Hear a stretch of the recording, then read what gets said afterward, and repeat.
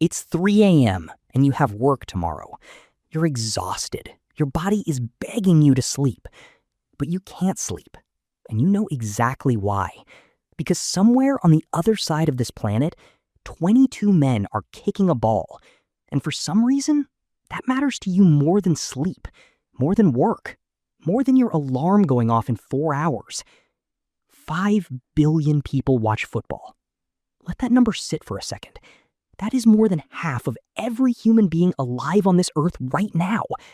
And the crazy part, most of them don't even play it. They just watch, and they cannot stop, no matter how hard they try. So I want to ask you something. Is football really that good? Or is something happening inside your brain every single time you watch it that you have absolutely no idea about? Because by the end of this, you will never watch football the same way again. Before the science, I need to ask you something personal. Think about the one player. Not your favorite team, not your favorite match. The one player. The one that made everything feel different. The one you watched for the first time and something inside you just shifted. Something you still cannot put into words, even now. Maybe he came from nothing. A small town nobody has ever heard of. A poor family.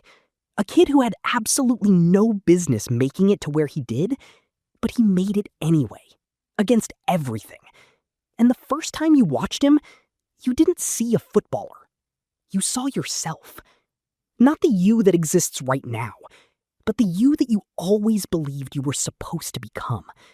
The version of you that kept going when everything around you said stop. The version of you that got back up when nobody was watching. The version of you that refused, absolutely refused to let where you started decide where you ended.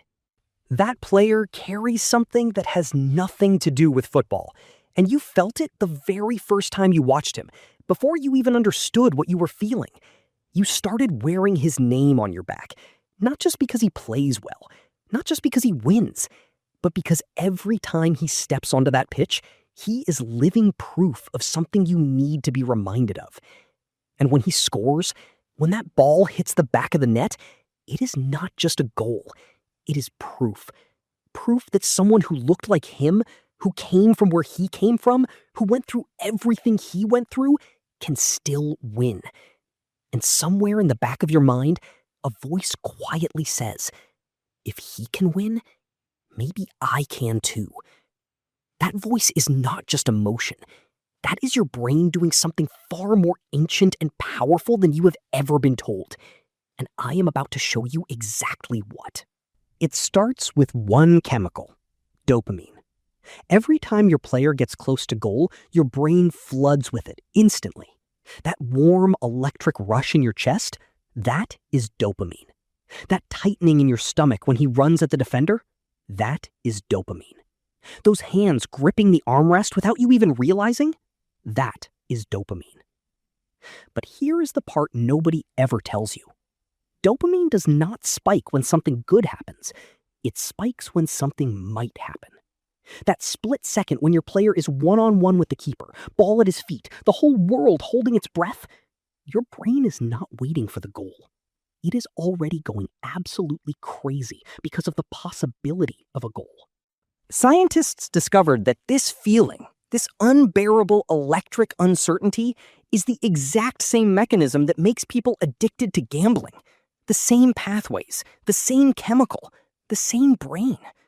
Every match, every free kick, every penalty your player steps up to take, your brain is pulling a slot machine lever. And just like gambling, you can never watch just one. Because you are not really watching football. You are chasing a feeling. The feeling of watching him score. The feeling that tells you for 90 minutes that anything is still possible. But dopamine alone does not explain why football swallowed the entire planet. Because it is not just the game you love, and it is not just the player. It is the people who love him with you. To understand that, we have to go back, way back. 50,000 years ago, humans lived in small groups called tribes, and belonging to that tribe was not a choice. It was not a lifestyle. It was survival. No tribe meant no food, no protection, no tomorrow. So your brain developed the most powerful rule it has ever written into itself. Find your tribe and never leave them. Fast forward to today, we do not hunt together anymore.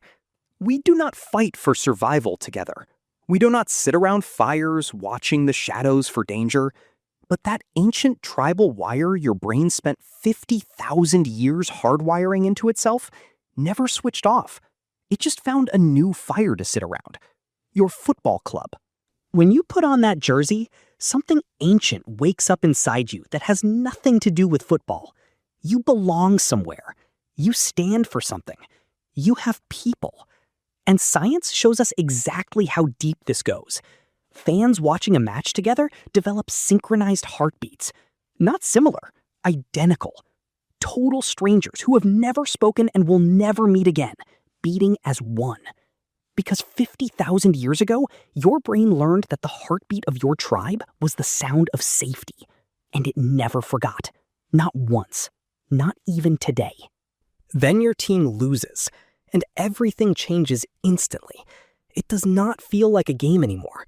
Your chest gets heavy, the room feels different, the world has shifted 2 degrees in the wrong direction.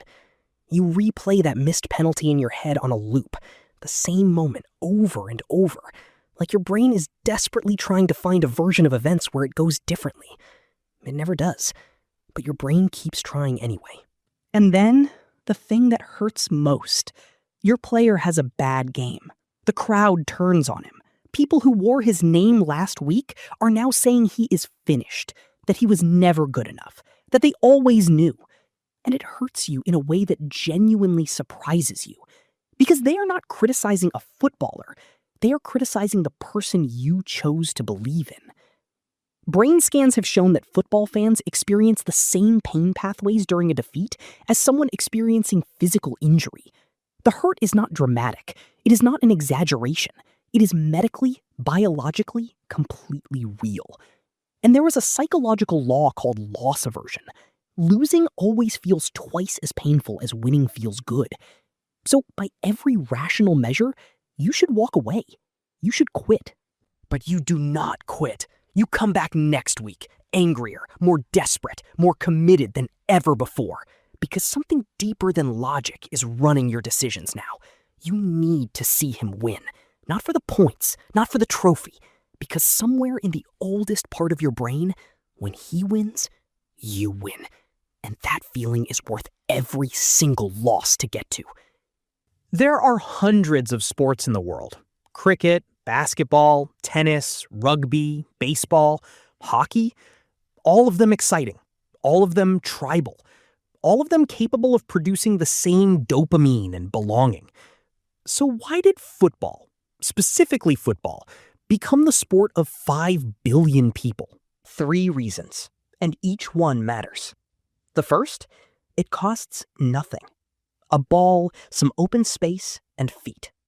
A child in the poorest street in Brazil and a child in the most remote village in Nigeria can play the exact same game with a plastic bottle and 2 stones. Football did not spread because of money, stadiums, or television deals. It spread because a barefoot child on a dusty field showed another barefoot child how to kick something. And that was enough. The second reason, the tension never stops. One touch, one decision, one moment can turn everything upside down.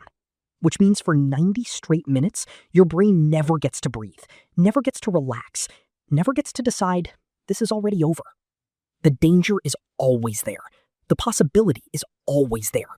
The hope is always there, right until the final second.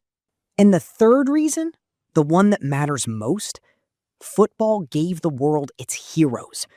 Not one hero, not a handful from the right countries. Every country, every city, every small forgotten town with a dusty pitch produced someone. And when that person stood under stadium lights and lifted something above their head, an entire generation of children from that same place understood something they could never have been told, that it was possible, that they were allowed to want it.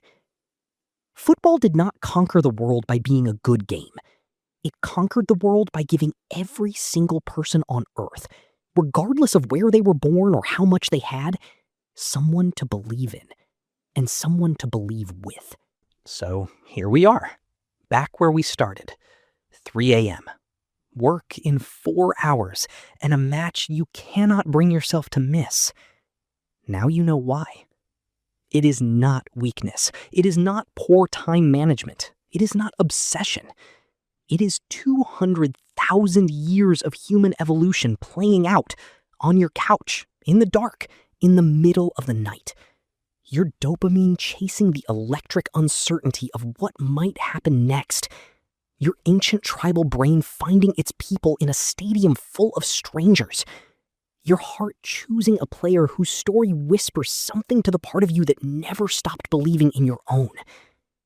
And every single time he runs onto that pitch, you are not just watching a game. You are watching the version of yourself that never gave up. He does not know your name. He has never met you. He never will. But somewhere in a town just like the one he came from, there is a child right now sitting in the dark watching him. The exact same way you once watched the player who changed everything for you. And that child is thinking the same thing you thought the very first time you felt this feeling. Maybe, just maybe, if he can do it, so can I. That is what football really is. Not a sport, not a game, not 90 minutes on a pitch. It is the oldest story the human race has ever told itself. That someone from nowhere can become someone. That the small can become great. That the forgotten can be remembered. That the child on the dusty field with the plastic bottle and the impossible dream belongs on the biggest stage in the world, just as much as anyone born with everything.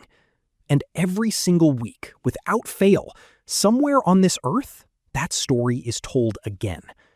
For the child watching in the dark, for the fan crying alone at 3 a.m., for you. Football became the world's most watched sport because it makes every single person watching feel, even if only for 90 minutes, that the life they have been dreaming of is still possible, that it is not too late, that they are not too small, that where they started does not decide where they end. So the next time someone tells you it is just a game, the next time you cry at a goal or rage at a miss or sit in silence after a loss, wondering why you care this much, remember this. You are not being irrational.